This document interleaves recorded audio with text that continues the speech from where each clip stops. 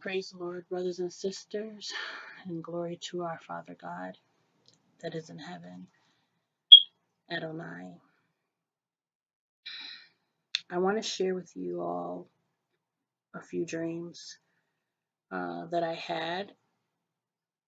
I think the time frame of these dreams, the first one that I am going to share with you, I believe I had it um, early September, maybe late August, early September. And the rest, the other two is, you know, it comes to the month of October. So anyway, but I want to share this. And the reason why I want to share these dreams is because I keep hearing, many brothers and sisters speak about the election and, Hillary Clinton, Donald Trump, and then, many are speaking of Obama. I watched plenty of videos where people are speaking of, having dreams about Obama. So I just wanted to post these dreams and I want to see what you guys think. And, you know, um, I'm also going to express uh, what I'm feeling in my spirit. And again, it is just me expressing what I feel in my spirit. I'm not saying that I'm right and I'm not saying that I'm wrong either, but just hear me out. So the first dream that I had was of Hillary Clinton. And that was probably, like I said, late August going into September.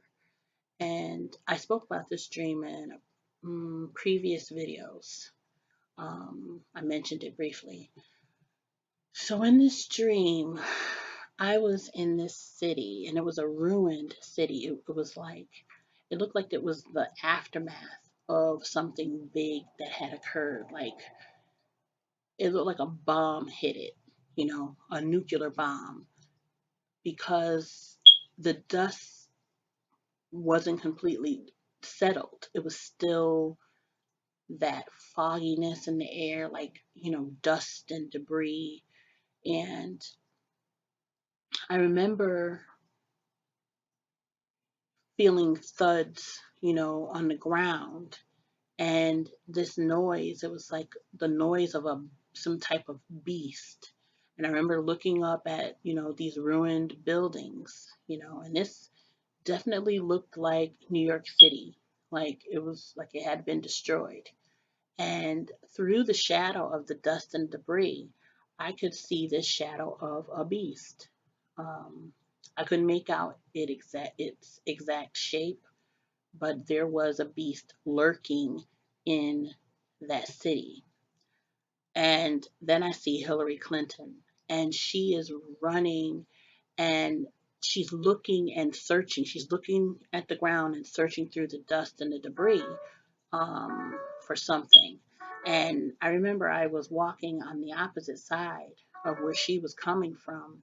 And I remember seeing something on the ground. It's like something glimmered. And so the person I was with, I was like, what is that? And so I said, go get it.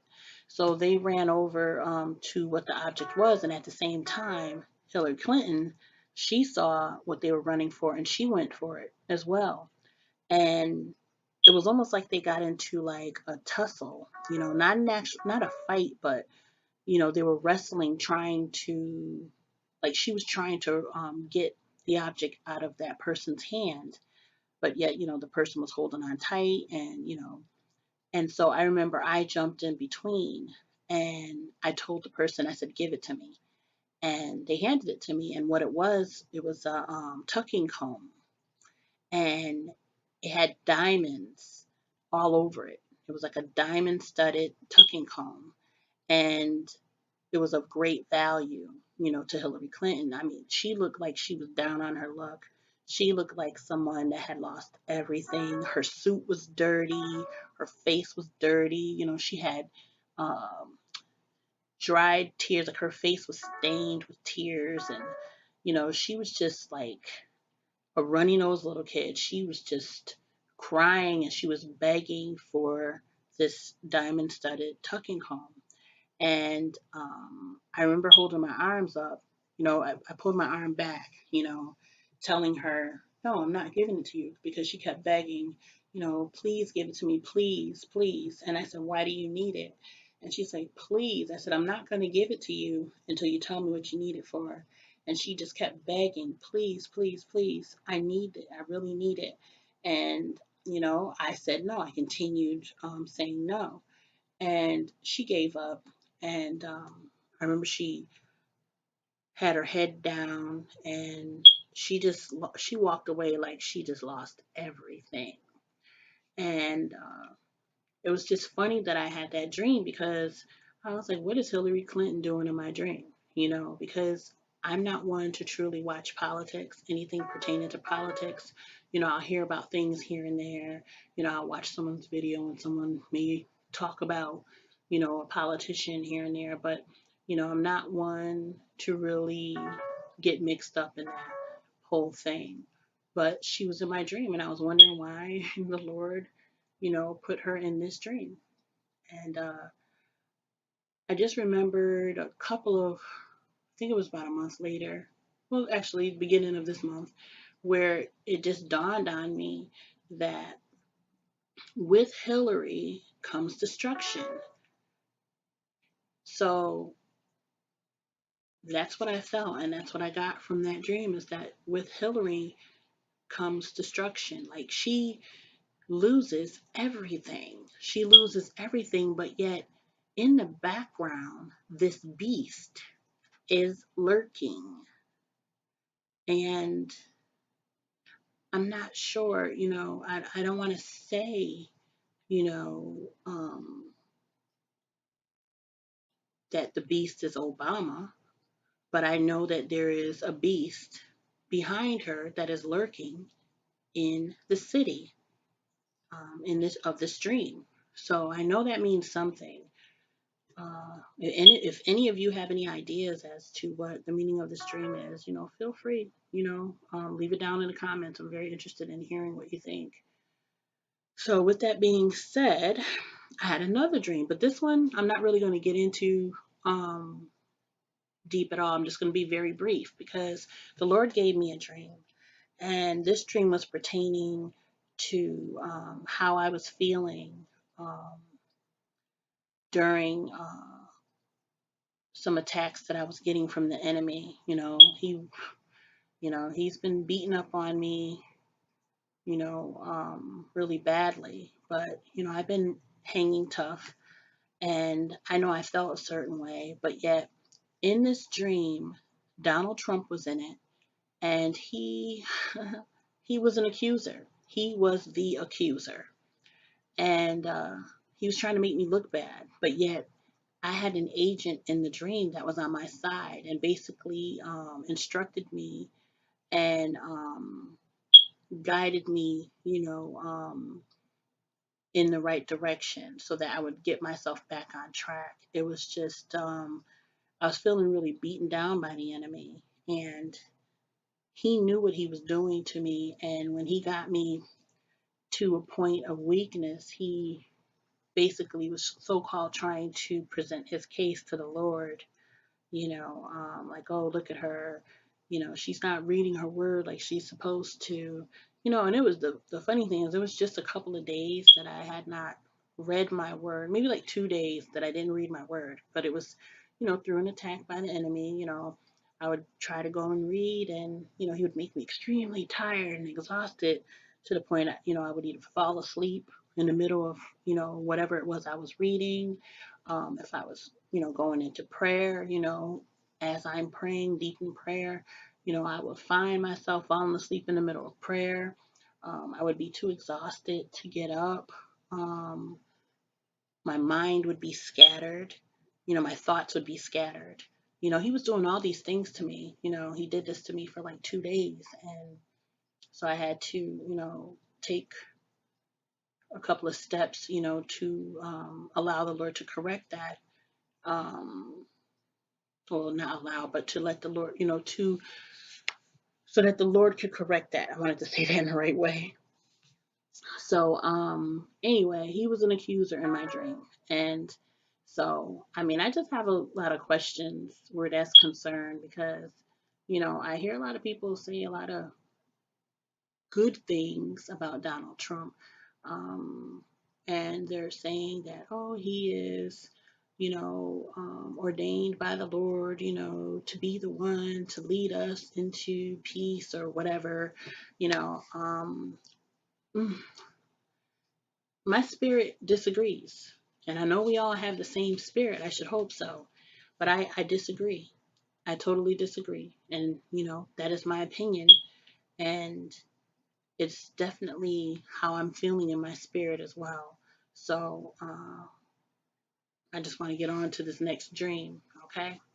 So with this next dream, I want you guys to really pay attention to the description, not just the description, but when I say the description, I'm not talking about how the Antichrist looks. I'm talking about his demeanor, his personality, okay? Um, it was strange that not strange, but the Lord gave me this dream, okay? And I would have to say that this was a terrifying dream for me. You know, this was a terrifying dream. So in this dream, I was a teenager and I was with a group of my friends, and we were babysitting uh, these 5 children. The ages ranged from four, age 4 to like 10 or 11, the most. I think the oldest looked like he was at least 10 or 11. So anyway, we went to one of my friend's uncle's house, and he had this house. It was like a ranch, um, a huge ranch, and I had the feeling that it was like a place where the general public can visit during the day, and tour it. But at night, of course, it was closed off. Like no one could visit. The doors was closed. Uh, so anyway, we had just gotten there, and we were in this room, this bedroom, and we were unpacking. And one of my friends, um, who is basically the niece. She was the niece of the owner of this ranch. And so he comes to the door, and I just remember immediately feeling terrified. It wasn't just being terrified, it was a feeling like I've never, ever, ever felt before in my life. Like I was shaken to my core at his presence. It was bone chilling. Uh, it was a coldness about him. And he just seemed to stare right through us. Like he just looked right through us. And the only thing he said was, stay out of the living room.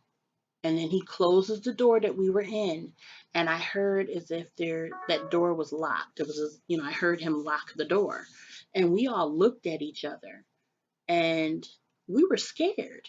Even his niece, we were scared. Like, okay, but we were shaken. He was a very handsome guy. He was tall. Uh, he looked, like he may have been Latino. He had dark black hair and dark, thick eyebrows. Very handsome, very handsome. And but it was just his demeanor. His demeanor was not only creepy but terrifying. There was something extremely terrifying about him. And I just know that I've never, ever, ever, ever felt a feeling like that um, before in my life. And there was a sense of dread too. There was a feeling of dread mixed in with that terror. And so he left, and we had the feeling that he was going on a business trip. Like it was an overnight business trip. And so, you know, we continued to unpack. And while we were unpacking, the youngest one, which was 4 years old, this little girl, she began to wander off. I saw her wandering off because there was another door on the other side of the room, and that led to the rest of the house. Um, she somehow made her way to that part of the living room that we were not supposed to be in. And upon us seeing that, we ran behind her. We're like, come back, come back. You're not supposed to go in there. And she pulls the curtain back because there was a curtain dividing that area that he told us not to go into, from the rest of the house. And we're like, come back, you're not supposed to go in there. And she's just like, I just want to see. And so, we ended up in that room, and one of the girls cut on the light, and it was all this stuff in there. I remember, I think there were black curtains, and there was just all these things in the room. I can't even tell you every single thing that I saw, but what I do remember is that his niece picked up this object that looked like a bell, and it looked it was like a glass bell, but it was in the shape of a triangle, and it had like a ruby stone in the middle of it, to make it clink. And she took that out the room. And there was another girl in there. She grabbed like this VHS tape. And so I'm like, we have to get out of here. And, the other girls was like, yeah, it's creepy in here. And so we were grabbing the kids, and, the kids were still, touching things. We're like, leave that alone. So we get out of the room. And I'm like, I remember I felt so much dread. I was like, oh my gosh, he's going to get us. He's going to get us because we were in that room. And he told us to stay out of that room. So, we cut off the light and we get back into the room where we're supposed to be. And so, one of the girls is like, hey, let's watch this. And so she pops in the VHS tape. And so we're looking at the VHS tape, and we see the girl's uncle, and he's on a yacht with his friends, and they look like they're having a good time, and then you see him with these females. There's a lot of females around him, and he's kissing on them, and his friends are like cheering him on, and he's grabbing on them, grabbing their butt and everything, their other private parts or whatever. But he's being rough with them, you know.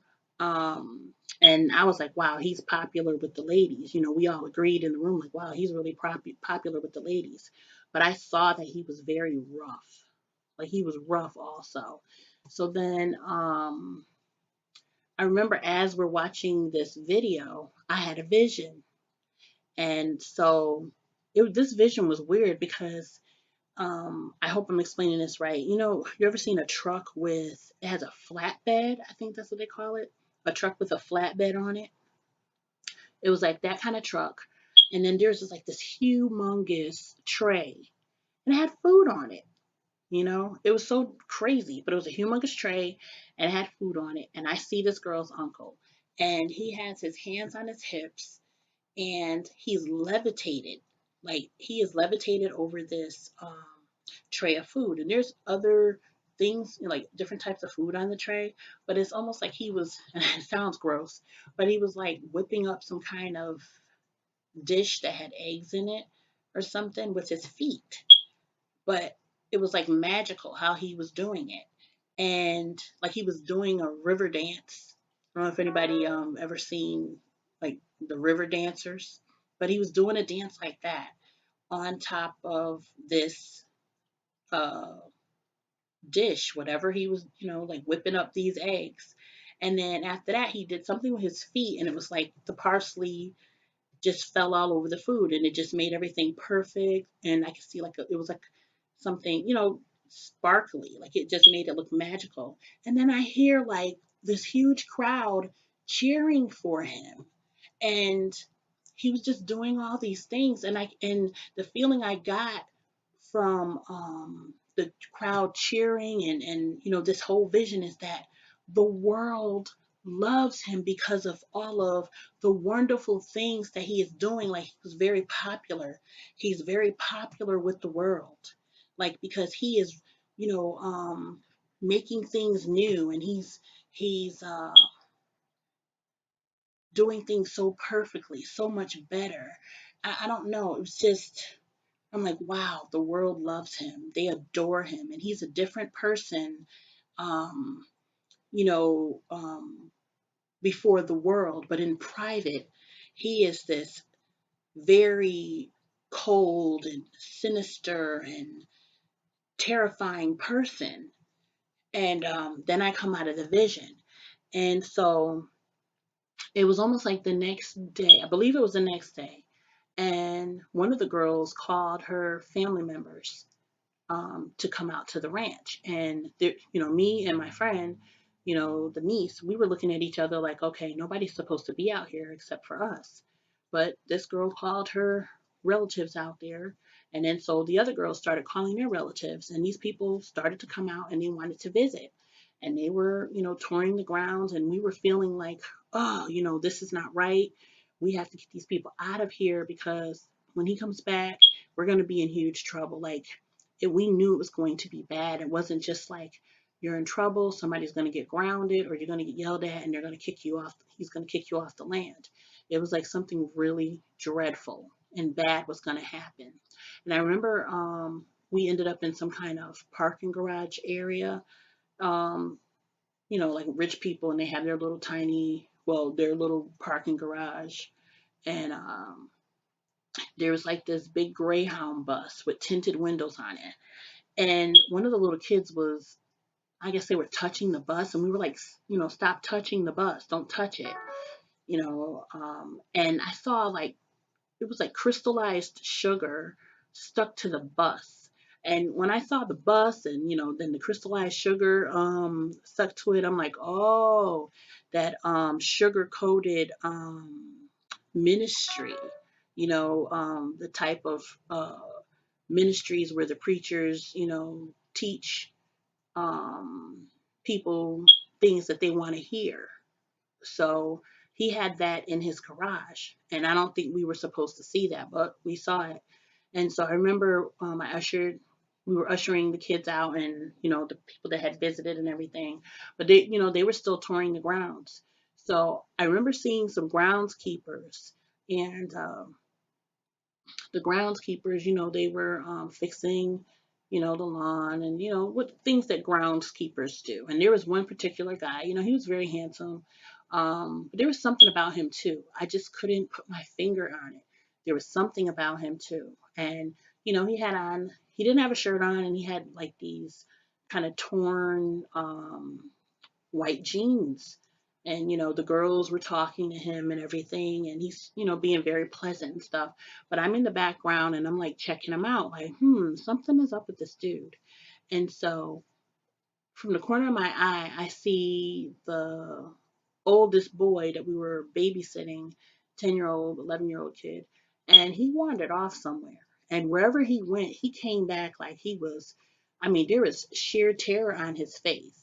And I saw the guy that didn't have a shirt on with the ripped jeans. I saw him, like, he immediately looked over at the boy, and his face began to change, and he hopped on the side of, like he hopped on the top of the fence. It was like a log fence, and he hopped on it, and he crouched over like a wolf. He crouched over like this wolf, and he let out this very loud howl. That was so scary. And then he began to pounce, like he changed so quickly. And I remember everyone just like dispersed in different directions.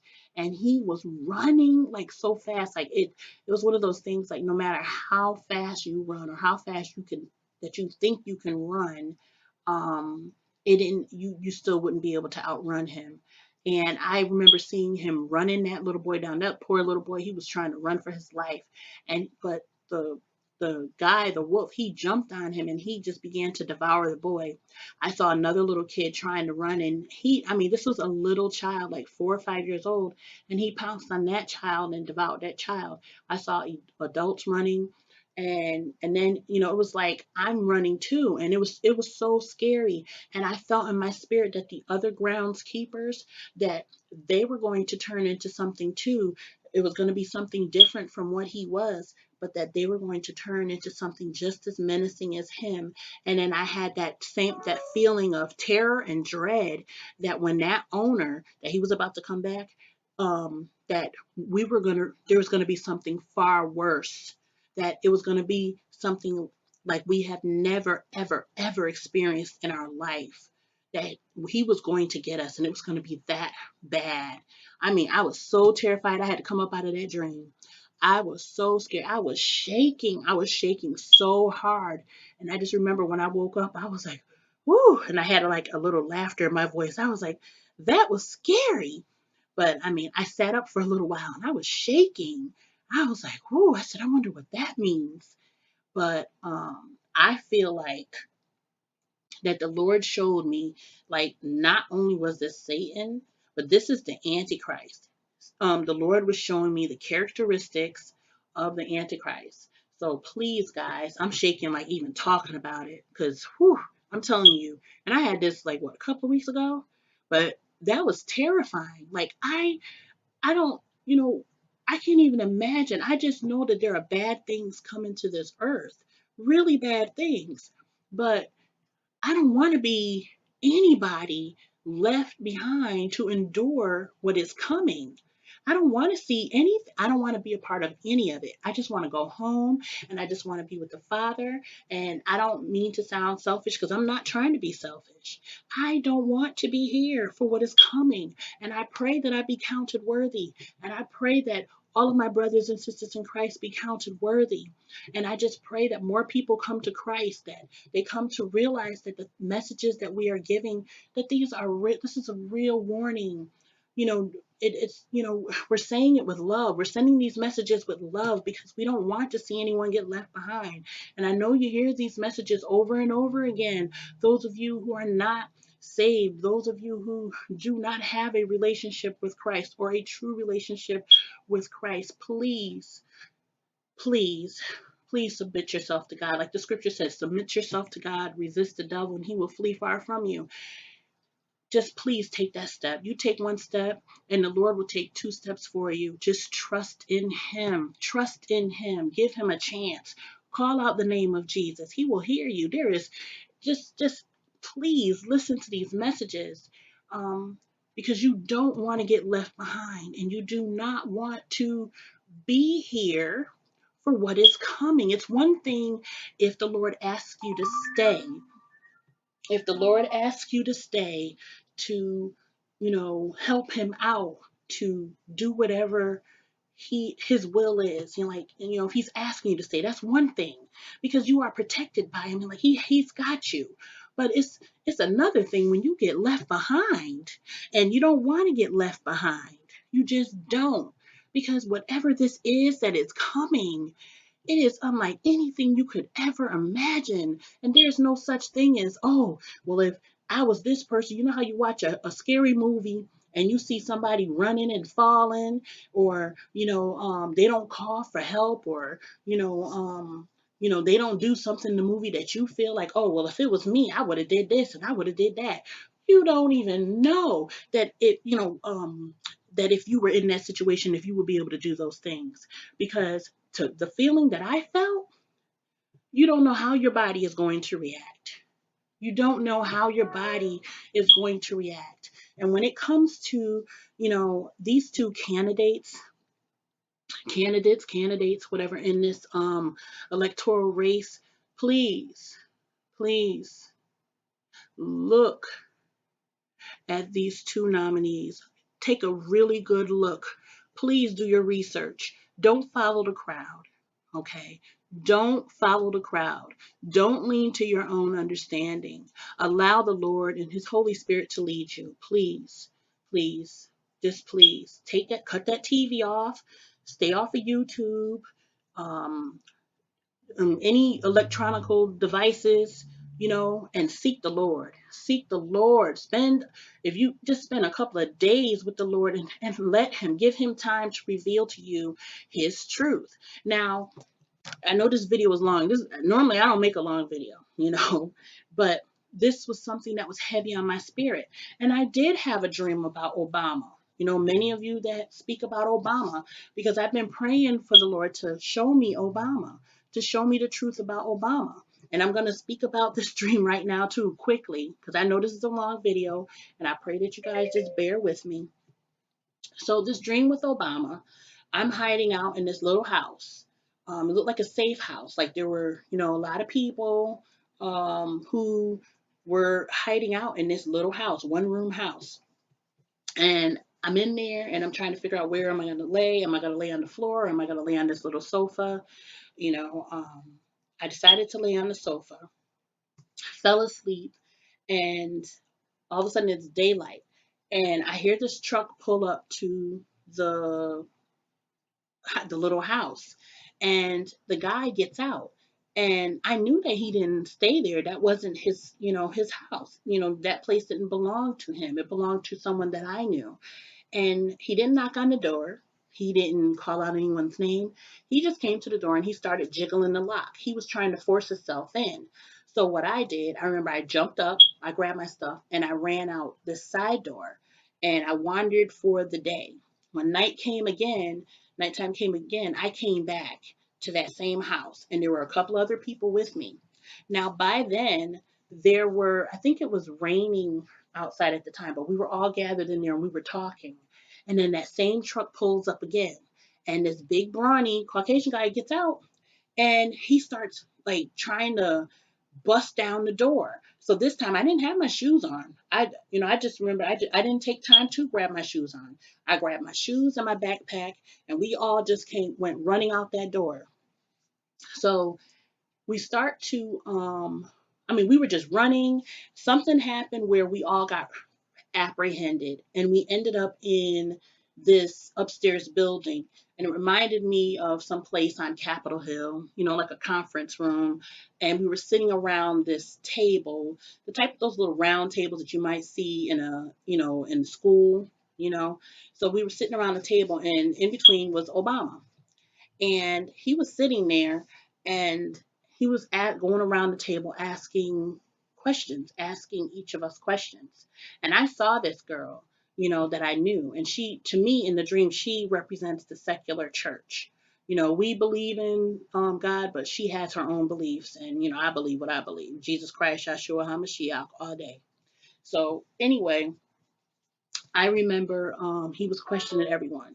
And as he was questioning everyone, I'm looking around. I'm casing the place out. How far is it for me to get to this point without getting caught? How quick can I make it to the stairwell? Am I going to be able to get past this guard? Because there was a guard in the room. So he came to me and he asked me a question. And I was being sarcastic. I wouldn't give him a full answer. I continued to say nope. And I was like, nope. And so I can tell that he was getting annoyed with me. And he actually started to get really angry. And I saw his face change just a little bit. Like he was just getting that angry, but his face did change a little bit. But I didn't really stick around to find out exactly what he looked like, because by that time, someone had made a noise and he looked, to the left of him. And I just remembered that I jumped up, I grabbed my backpack, and I did like I don't know, a jackknife down the stairs. And I just was running, like I was kicking my own behind, and I'm running. And I'm running in the middle of this field. I'm running so fast. And across the field, I saw a whole bunch of women. They reminded me of women like Brazilian women. I don't know. In this dream, it was just like a whole bunch of women, and they looked like women from South America, and they were all singing. They were all singing, and they were praising, and they were happy that I made it to that destination. But that was the end of the dream. So I know this was a long video. I just wanted to get these dreams out there to you guys, and give you some food for thought. I hope I did that with these dreams, because something is not right. And I'm sorry, personally, I don't trust either of these candidates. And I've been praying to the Lord, and the Lord knows my side. He knows how I feel. I'm not voting for either one of them because there's something that's just not quite right, and it doesn't sit right in my spirit. But just continue seeking the Lord and continue seeking His truth, and He will reveal all things to us, the deep and secret things. So continue praying for one another. Jesus is coming. And again, for those of you who do not have Jesus Christ as your Lord and Savior, just call upon His name and He will hear you. Tell Him that you're sorry for every sin that you have ever committed, and truly be sorry. And ask Him to forgive you. He loves all of His children, and He does not want any of His children to be left behind. Just seek Him and trust in Him and believe that He is going to do what His Word says that He is going to do. We serve a mighty God. He is awesome, and He is loving, and He is full of grace and mercy. So I love you guys, and continue to pray for one another. Continue to lift each other up. We are almost there, and I will see you all soon, and I will continue keeping you guys in my prayers as well. All right, love you. Bye.